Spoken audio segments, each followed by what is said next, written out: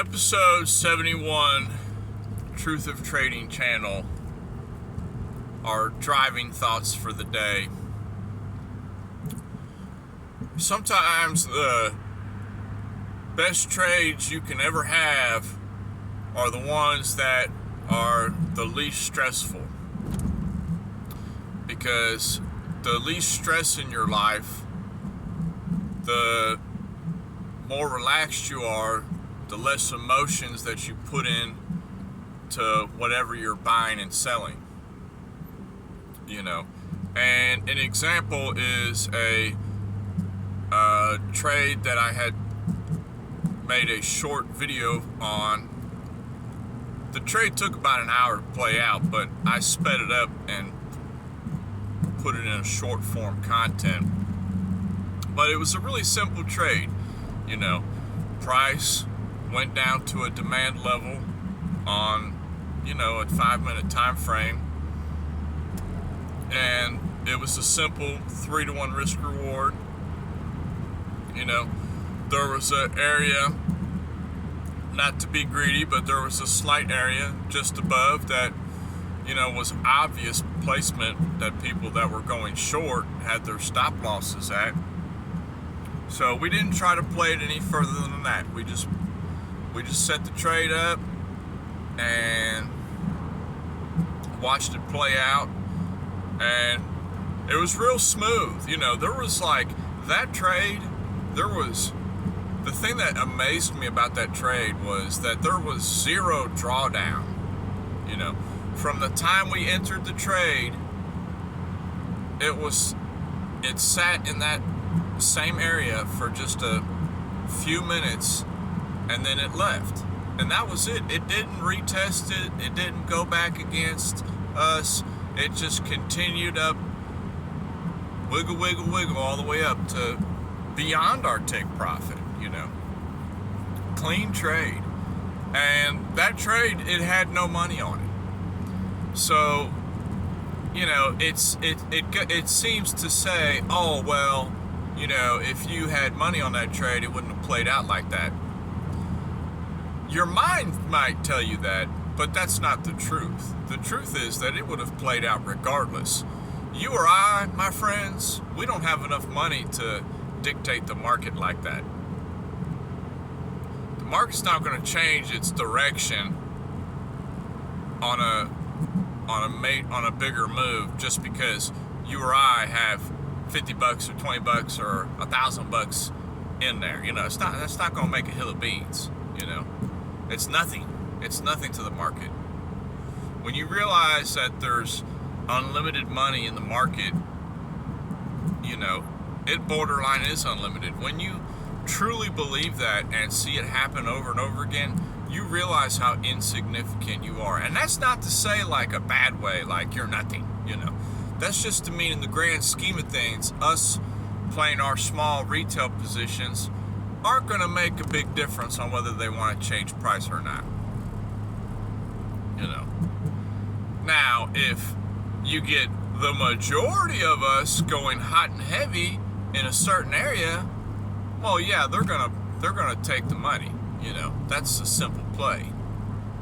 If you say Tesla, for example, if you get the world convinced that Tesla is just gonna go up and up and up and up and up, once they see that there's enough people putting enough money on Tesla to the upside, they will rip it down and take everybody's dollar. I promise you. Because that's the business model. It's really simple, The model is simple, but trading is not, because it's all time relevant. When are they going to make this maneuver? When are they going to spring this trap?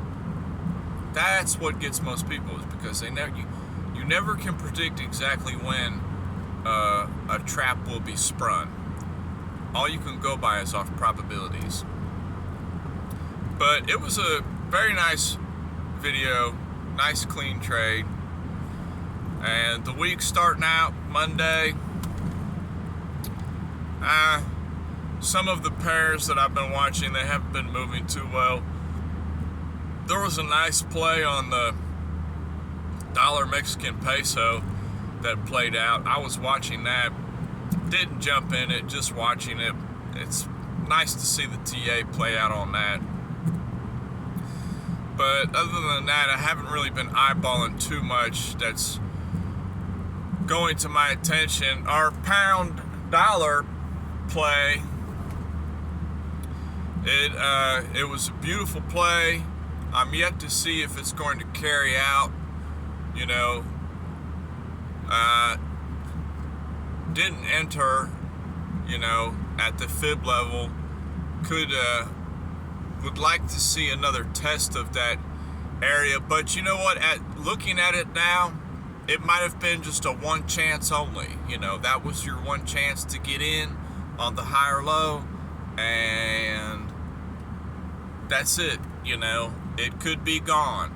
But on high time frames on pound dollar, you know, it's hard to tell whether we could be continue higher. But for the daily and the 4-hour time frame, the hourly, it would not surprise me if we get up to the 133 level. Not one bit, you know, because over past couple months, you know, people have been making money on shorting pound dollar, and you know, it might be time the market might decide it's time to take back some of that money, or it could just fool everybody and just completely collapse.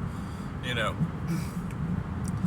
high time frames will give a big picture, and zooming in will give you a more localized picture. You know, localized, I'm looking long pound dollar locally, you know, in short term. In long term, we're due for a major retrace on that. But that could be, you don't know when that's going to happen. Nobody knows, you know.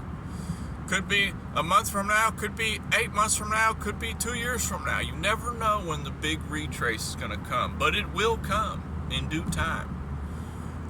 That's the funny thing about charts. They always come back and retest certain areas, you know. There's always a pullback. Always. I'm yet to see a chart that's just like, doesn't have a pullback. The only charts I've ever seen that don't have any sort of pullback whatsoever is like yuan charts. I say yuan charts like, you know, whatever, this new asset just started trading and it's only been on the market for 2 weeks, you know. Probably ain't gonna be no pullback on that because it's only been on the market for 2 weeks, you know. But give it 2 years, you're going to see the ebbs and flows of the market. You're going to see the pullbacks. And those pullbacks those are your entries, my friend. That's where you get in, you know. That's where we've been getting in on some of the stocks, you know. A few months ago, we had a great play on a particular stock, you know. Had a nice pullback. It was trading around the $18 range and had a nice pullback down to the $7 range. And we entered and we bought some of that up. And we rode it up to like 930 and we sold it off. And now it has gone back down to the $7 range. So I don't have any of that right now, but considering if it holds this level, we might get in on it. I might make a video on that. There's another stock we've been eyeballing. There's a lot of plays out there. You just have to take your time, see what's on discount, but not capitulated, if that makes sense. You want to buy you generally want to get in on a asset that is just pulling back.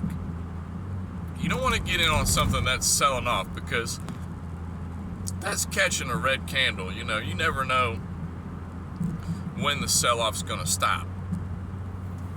But you're always looking for something that has a nice pullback and it slows down a certain level, and generally that's giving you a probability of, okay, they just wanted to pull price back down, and now we're going to go for another leg up, or we're going to go up a little bit and then pull back again. You can kind of go off some probabilities on that. But that's all I got for today. You know, just think about the higher time frames.